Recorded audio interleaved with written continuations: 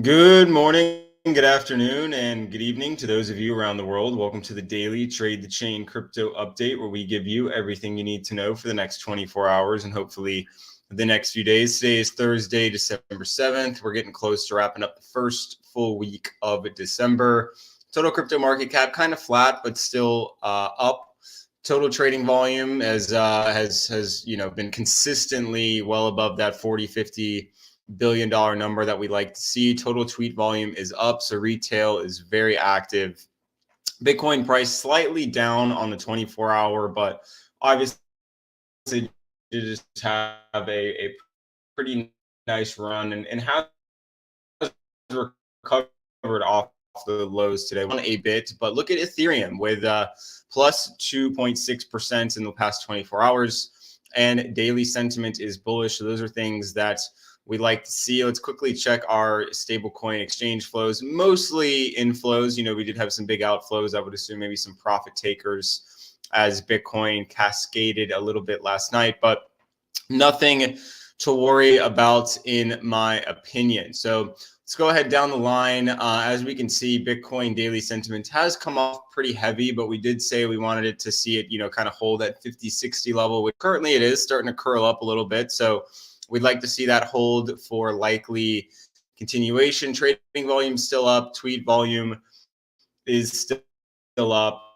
And those are obviously things that we like to see. So Ethereum daily sentiment is looking much, much better. We did say, it was ripping pretty hard. Obviously, it's come down, but, still kind of forming, bullish pattern, higher lows, higher highs. So we do, of course, want to see that continue back up towards the 80s, but ETH looks, pretty good right now. So let's dig into the charts here. DXY ran, up to that high that we discussed right here, but obviously has sold off a bit. That's good for risk assets, so I'm not going to complain about it. But we are at now a critical juncture here. If it drops below 103.6, should drop down to this level right here, which is the 103.2 level, and then below that, back down towards those low 102 levels. And then, of course, if it does, miraculously jump up higher towards this 104.1 level, then, if it eclipses that, then we'll talk about, 104.5. But right now, this rejection is looking pretty good, and it should be visible on the equities chart. We did drop down to that kind of demand zone that I discussed. Obviously, we had a inverse, or not an inverse, an actual head and shoulders forming here. I guess, you could still kind of claim that this is a right shoulder if we do sell off from this area, but holding this level consistently, we've been holding this level since late November. So a solid, week, 2 weeks of holding that level. Usually, if you're going to see that many taps without a failure, it is, typically pretty good news for equities, in my opinion. So, but the unfortunate thing is we're still just ranging. So if you're longing the lows and shorting the highs, you're having a good time. But if you're long from the lows or from lower and you're waiting for a break higher, I know that can be quite difficult. But the good news is we're back above the weekly VWAP. Now we have to contend with these levels of liquidity. So I definitely would not open up any fresh longs here. Maybe a zealous trader is opening up a short with the stop right here, just based on the trends. But we do have unemployment data tomorrow, and let's wait for this to pull up. But that's not the right. Okay, here we go. So we have the unemployment report. So we're expecting more jobs, but again, talk about this in the weekly newsletter.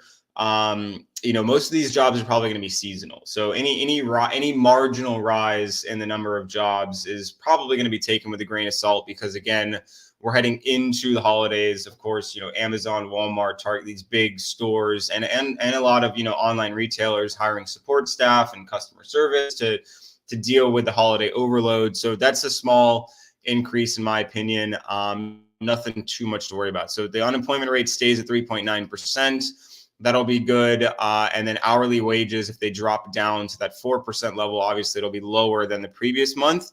So that is what we want to see for wage inflation as well, because the Fed, I've talked about this many times, but you often don't hear it focused on too much in the news or whatever, but wage inflation has to keep going down to obviously support the overall inflation narrative as well. So we want to see both of those decreasing, and that should help equities, provided that they move in the direction that we want, which is obviously unemployment flat or higher and wage inflation lower. So let's look at Bitcoin now. And for some reason, I think I'm slowing down a little bit on my computer. So let's look at Bitcoin. So we said that if it broke back above, and the way I'm looking at things is, obviously this level of liquidity right here is going to act as resistance. Above that resistance level, you make it up to the previous daily close, which we did. So that level was completed. So let's go ahead and get rid of these. Obviously, if you drop beneath, 43 flat, you'll probably drop down to, 42.7, 42.4, 42.5, somewhere around there. And if we can get above this previous daily close, we should be able to run the highs up here around 44.5. And obviously that is the ideal situation, because then if you can get above 4.5, then you can start to think about something like that. And so that's exactly what we want to see. So facing obviously a little bit of resistance at the current level. If we get rejected here, we'll obviously head right back to kind of where we were to start the morning. And then you have basically a reset of, the two options that we had this morning, which was, again, hold 43, move to 43.7, 43.8, break above 43.8, move up to 44.5, and then break below 43, head down to 42.5, 42.7. So as I explained yesterday, still bullish on a break above 44.5 eventually. It's just a matter of what happens before. So we did get our sell-off. We're back above these lows. So we basically swept those lows, deviated, whatever you want to call it. So things are looking positive, but we need to hold these lows and push higher for obviously continued price action. So nothing, I guess, maybe if you're shorting at this level right here, not the worst trade in the world, but I'm, why would you short Bitcoin in this type of environment? That's a fool's errand. So probably better to just be patient for a break above for more longs, or bide your time and see if we end up heading lower for a bit of a reload. So Doge, we're on the Doge chart because I didn't have ETH loaded up and we ended with this yesterday, but we did obviously drop down to the support level. We have deviated the support level, but we have yet to officially confirm above support for this 0.096 level. So if we can, get a nice little hourly close above this level, we should be able to push higher. But of course, we still have these highs right here to contend with. So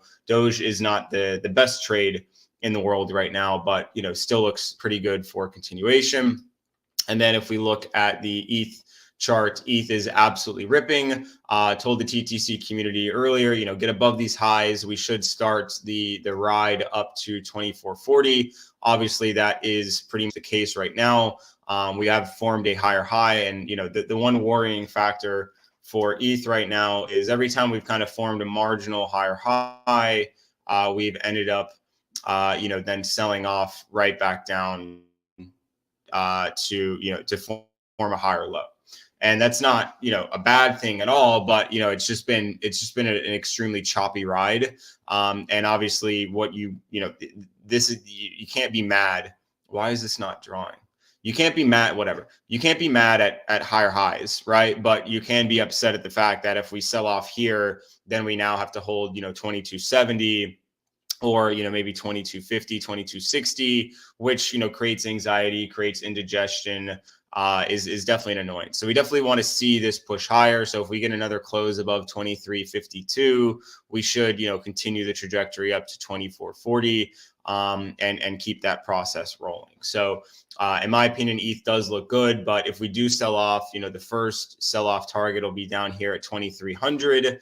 The next target would be 2275.